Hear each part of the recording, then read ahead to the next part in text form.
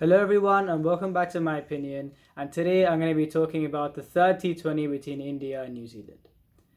So India won this game by a huge margin and wrapped up the series 3-0.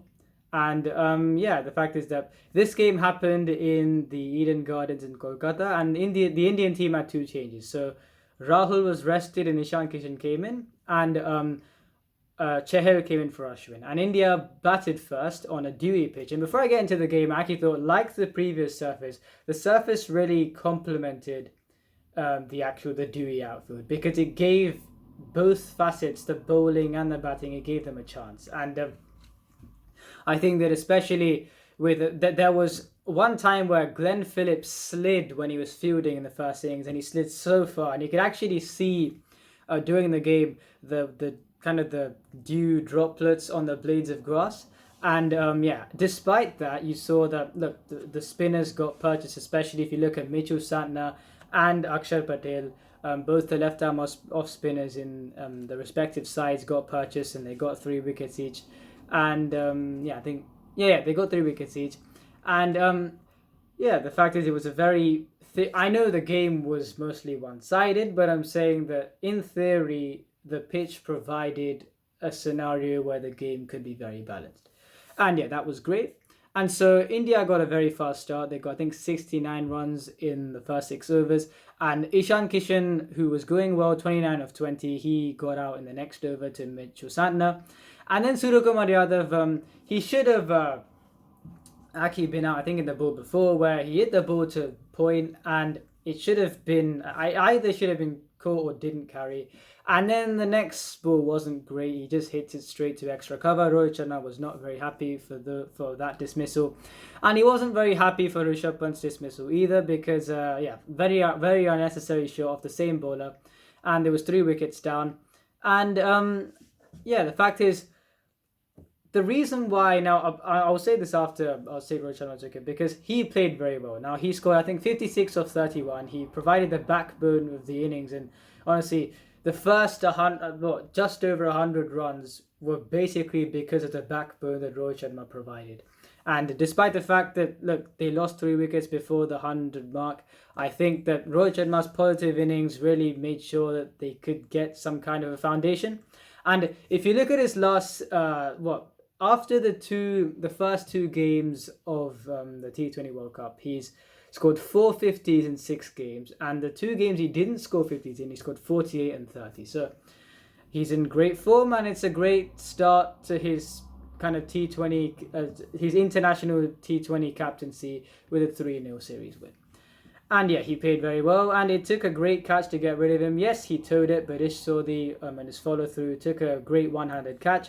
And India at that point were in some trouble at 103 for 4. Now, the reason why I thought, especially today, India losing wickets was not a great thing was because, look, you've got Shreyas Iyer and you've got Venkatesh Iyer. Now, the thing is, after those two, and as you can see, look, only the top 5 are really proper batsmen. When Hardik Pandya was in the team, you would be confident of him coming in at number 6, and you'd be thinking, right, look, this is kind of, you could say, a proper batsman walking out to bat. Now, this isn't any disrespect to Venkatesh Iyer, but I still don't think his technique against pace bowling is that great.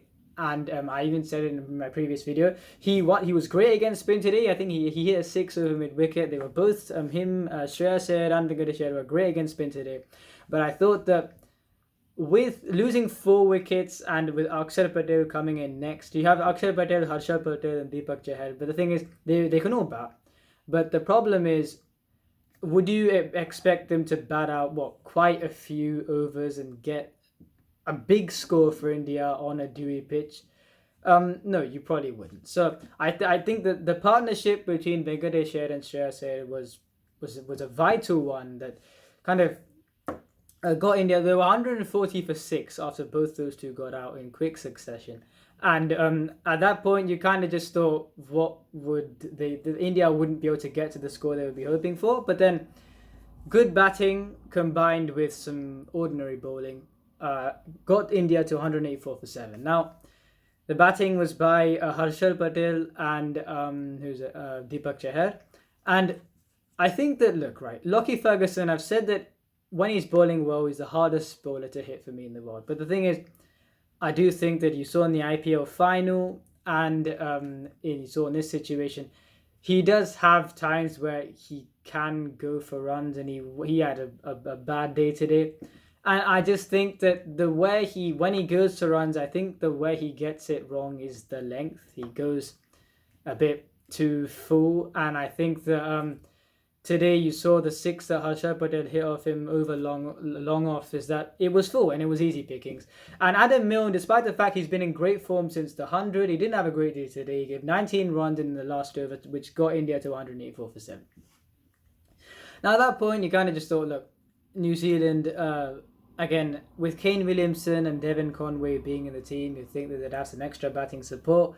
But since they weren't there, you thought Martin Guptill and Glenn Phillips had to do the bulk of the work, with Neesham coming in to finish if necessary.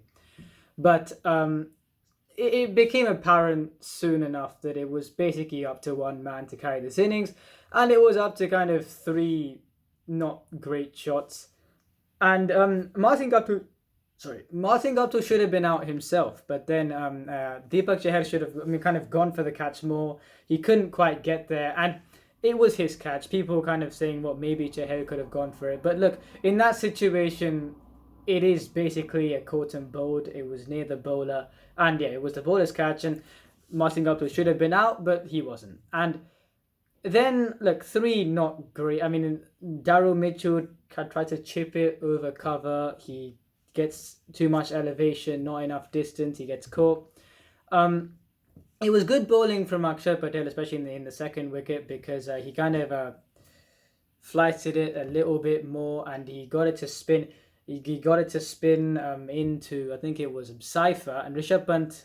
He had two very good. He had one stumping and an excellent catch today, and Rishabh Pant took the bills off. And then in the third wicket, which was, again, I think it was Glenn Phillips, and this is, well, as I said, the player who they'll be relying on alongside Martin Guptill, and he played some not very good shot, and he tried to be a reverse sweep, and he got bowled. And yeah, I'm not sure if I had the Cypher and Glenn Phillips dismissals mix up. I don't think I have, but again, that did happen. And there were 30 for 3 and I think 5 overs. And he thought, right, Martin Guptill has to kind of lead the way here. Oh, wait, sorry, no, it's not Cypher. Sorry, Mark Chapman. Yeah, I thought I was doing something wrong. And it was Martin Guptill had to kind of lead the way, and he did that very well, because Yuzvendra Chahal, who made his return after quite a while.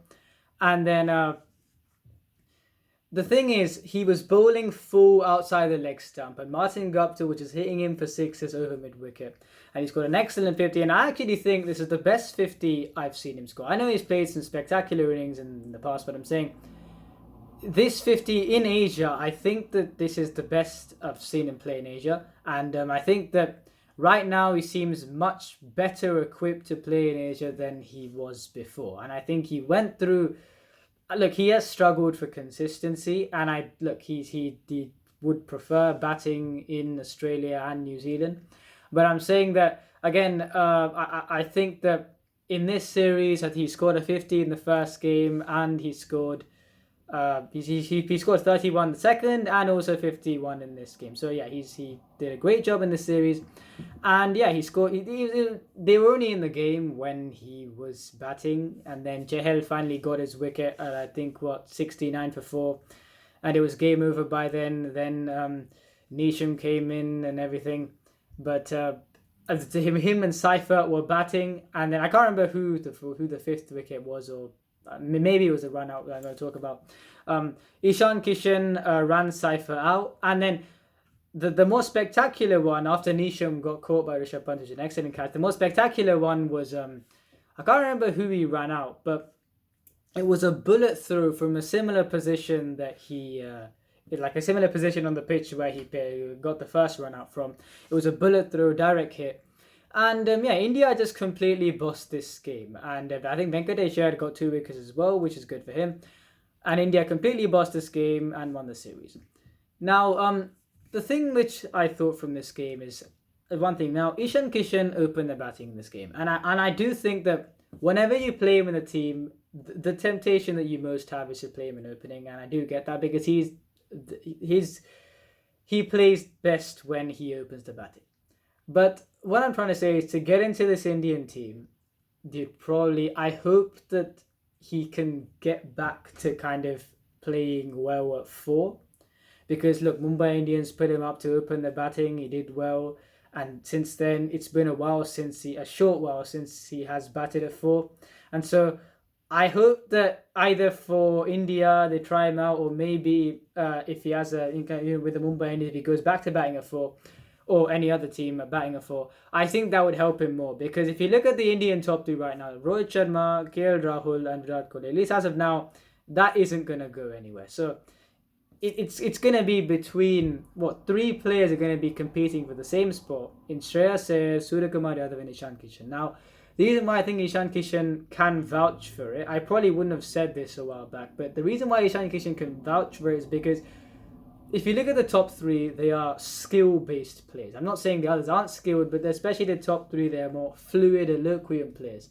And I think that if you look at this top 6, a great kind of a mix would be 3 more kind of fluid, eloquent players, and the other kind of bashers. So if you have Rohit, Rahul, and Kohli, and then you have Ishan Kishan, Rishabh Pant, and Hardik Pandya, that would probably be the best top 6. I mean, I can't think of any better top 6 in T20 cricket. And honestly, I think it would probably be the best top 6 that I've seen in the last 5 years in T20 cricket. And then Akshar Patel once again today shows that when you're batting someone at number 7, you want them to be a better bowler, right? Because again, I think Jadeja would have also done well in this pitch because there was some grip. But I'm saying that Akshar Patel provided much more harmony with him being kind of one of the 5 bowlers. And I think that you could play either Chahal or Ashwin, but I wouldn't be surprised if, I personally would play Ashwin. And this team seems like that. I think it would be a much better thing for India going forward. I just think that because if you look at Shreyas Iyer and Suryakumar Yadav, I think you have those players already in the top 3. And I think that, for example, you even saw in the T20 World Cup where after 2 innings, Kohli didn't bat. And okay, he chose not to bat in the last one. But I'm saying, if you have a top 3 that will bat for quite some time and mostly do it well, Suryakumar Yadav at number 4, would he really get much time to bat? And you'd probably send someone else in ahead of him. I know he can bat low down, kind of. He can definitely kind of play a finisher's role. He's done that in KKR before. But I'm saying, I think having that trio that can just bash the ball in Ishan Kishan, Rishabh Pant, and Hardik Pandya, and Akshar Patel as the number 7, I think it would make India a much stronger team and have a blend of everything in the batting lineup. So, yeah, I just think that's on the Indian team. And New Zealand, look, things didn't necessarily go well in this game, but they honestly, again, like the previous game, they were on top when it was 103 for 4. And if they had just a bit more discipline with the ball in the back end of the innings, they could have got a much more manageable chase a much more manageable chase. But again, the reason why they lost this game was because they could have even chased down 185, honestly. But the thing is, they didn't. The 3 wickets in the power play were off not great shots, and it kind of spelled the game then and there. You just never thought New Zealand, despite the fact Martin Gupta was going so well. That partnership between him and Saifer, with Martin Gupta hitting Chahal, it was 39 off 35 because only one player was going for it when the rate was, I think, above 10 at that point. So, I think that India dominated this game and it was a great game for them. And then looking forward to the Test series. So, other things today, I actually watched a lot of cricket. I watched a T10 game before the India game, and then the second T10 game. And I think that in the first T10 game, there was a kind of a thrilling finish because Hamid Hassan unfortunately got injured and Anwar Ali had to bowl the last ball. I think it was some Briggs kind of it was a bit of a hack. He tried to get it with a fine leg for six, and Russell, he flicked the ball in, but his foot was touching the boundary cushion, and so it wasn't. It was a six, and Team Abu Dhabi won the game. And in the other game, also the Bangla Tigers beat the Northern Warriors. But yeah, I think that today I watched a lot of cricket, and as I said, I hope that I think I should be able to put a T10 video sometime soon, because despite the fact that I may not be able to watch all the games, because as I said, university and everything, but I'm saying that I should be able to put a video at some point. So yeah. If you enjoyed this video, please like and subscribe, and please share this video with your friends. And remember, this is my opinion. What's yours?